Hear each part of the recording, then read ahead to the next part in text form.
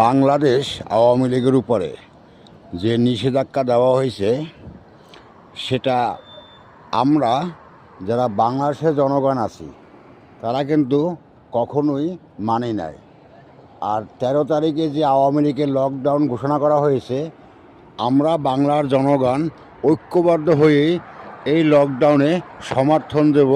কারণ আমরা বুঝতে পারছি বাংলাদেশের জন্য এবং বাংলাদেশের জনগণের জন্য একমাত্র যদি কোনো দল থাকে সেটা হলো আওয়ামী লীগ, আর একমাত্র যদি কোনো নেত্রী থাকে সেটা হলো মাননীয় প্রধানমন্ত্রী জননেত্রী শেখ হাসিনা।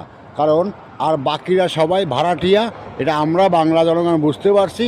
তাই আমরা সকল জনগণ ঐক্যবদ্ধ হয়েই ডিসেম্বরের যে কর্মসূচি ইনশাল্লাহ আমরা সবাই ঐক্যবদ্ধভাবে পালন করব এবং প্রশাসনকে বলবো আমরা যে জনগণ যেই দলকে মনে হয় সাপোর্ট করব, যেই কর্মসূচি মনে হয় পালন করব, কিন্তু আপনারা প্রশাসন কোনোভাবেই আমাদের জনগণের উপরে কোনো বল প্রয়োগ করার চেষ্টা করবেন না।